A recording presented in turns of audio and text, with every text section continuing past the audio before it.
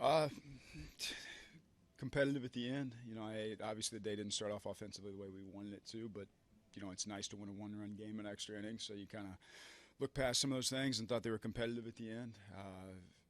Had a few good at bats. Alexi Amarista's at bat was outstanding. That sacrifice fly, and then I personally thought Melvin hit another one off the building out there. I don't think I've ever been more tricked in my life by a fly ball. I think the whole dugout erupted. From our vantage point, it was so far out of the park, like shocked. But then we managed to walk around the bases after that. Is Slarty looking for a strike there?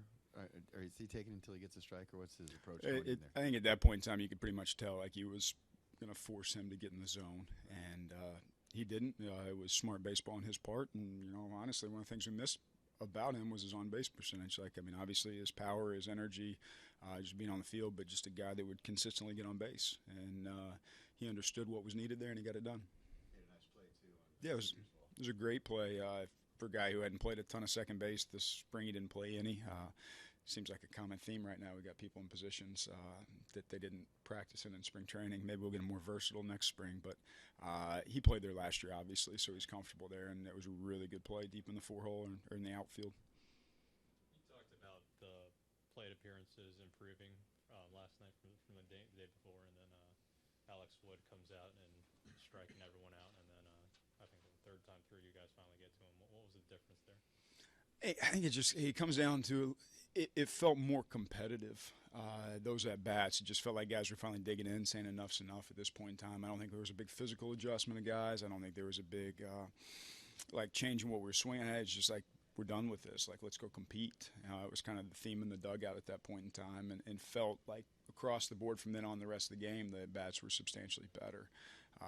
And if you don't surrender any at bats, you're going to score a lot more runs. And we got to get to that a lot quicker. It doesn't need to take us 6 innings to get to that. Have you ever been part of a walk-off walk, either side? I don't feel like it's that uncommon, but yeah, I was actually pulling for the walk-off homer again. I thought Melvin doing it again. It was just with Will Myers on first base for the third time. It just looked like the script was set up perfectly for that. We had to rewrite it though. He's outstanding. I thought the velo in the first inning was almost shocking. He was up at 94 and just literally breezed through the first inning. I thought his cutter was outstanding. Left one out over to Trace Thompson. Outside of that, he was dominant all day. He gave up, I think, 3 other hits.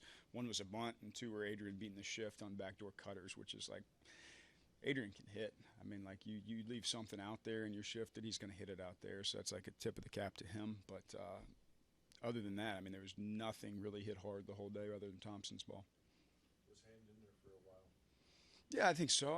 He's been outstanding. You don't want to give anything away, and I'm not excited about using Brandon Maurer again after how long he went yesterday. I'd rather just kind of let him be down. If he had to pitch, he would have pitched. But Brad's been great, and honestly, you saw the swings he took in Milwaukee. He can swing the bat, so I wasn't that concerned. You send him up there, it's not like you're just conceding a batter at that point in time. Just give him the opportunity to hit, and if he puts something in play, then maybe he gets something going. And we've seen some crazy things. He could hit a walk-off homer right now, the way things have been going. Do you think Ryan Buchter had some extra motivation these last 2 nights facing his former organization? A couple organizations haven't given him a chance, and now he's doing what he's doing right now.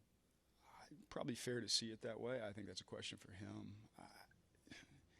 He's pitched pretty doggone well all year. He's punched outside a number of times. So he has deserved an opportunity prior to this. I think all you got to do is look at his numbers to know that. And I'm sure there would be some added incentive that'd be human. But I think he seems to separate everything and just go pitch every day. He doesn't let anything on the periphery affect him. So I'd like to think he's just going out there doing his job like he always does.